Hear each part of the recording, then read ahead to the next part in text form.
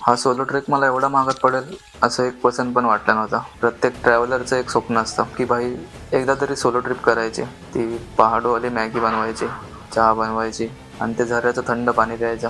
तसंच स्वप्न माझं पण होतं. म्हणून मी पण निघालो माझ्या सोलो ट्रेकला.